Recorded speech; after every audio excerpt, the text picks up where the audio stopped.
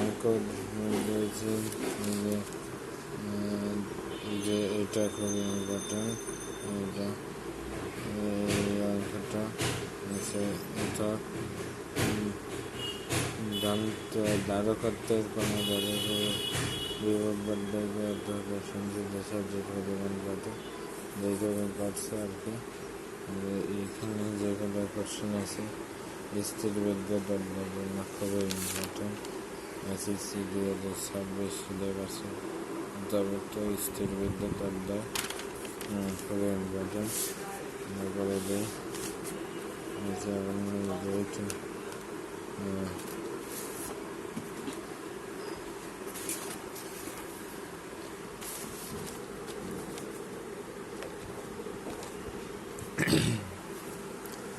এখানে 2 × 10⁻6 হয়েছে ধারকত্ব, বিভব পার্থক্য হয়েছে 40-200 দিয়েছে আর কি। 200 এটা তুলে ক্যালকুলেটরে বসাবো আমরা, কত হয়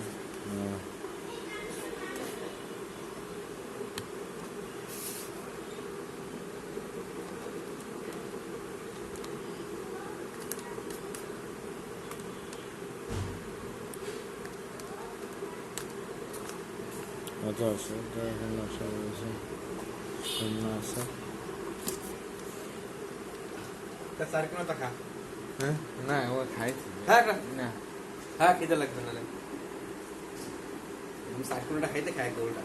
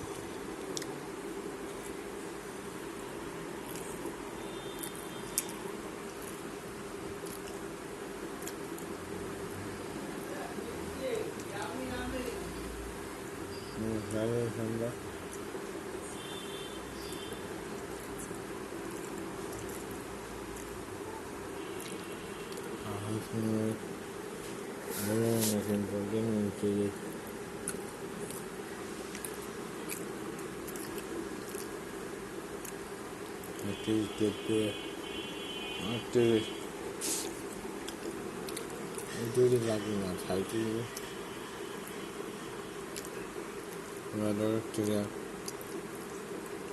খাইতে খাইতে সঙ্গে 40 এটা লাগবে না।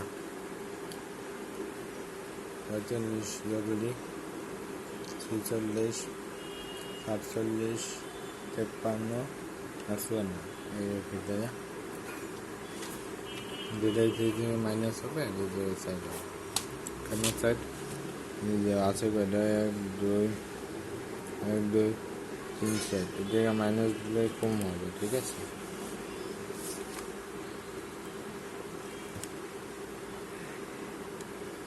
এই যে এটা আসে আর কি, এটা কি এটা কুলম, ঠিক আছে, যেটা কেউ সার্চ সেটা এত কুলম, হ্যাঁ এত কুলম, সেটা এই আর কি।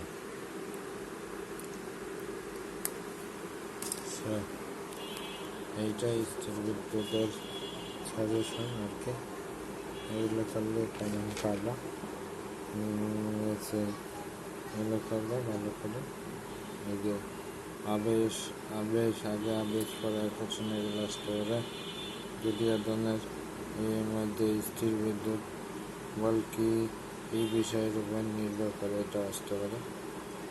তবে এখানে পেট্রোল বাহী ট্রাকের সাথে ধাতব শিকল ঝুলানো থাকে কেন, আবিষ্ট আদান বলতে কি বোঝায়, এগুলো আর কি। এগুলো বললে কমানো যাবে মোটামুটি পড়ে ফেলাবে এই আর কি। এগুলো সহজভাবে করবা, এটা একটু কঠিনভাবে দেওয়া আছে, এটা একটু বুঝে সহজভাবে করবা, আচ্ছা কঠিনভাবে লেখা না কেন সহজভাবে লেখা হবে।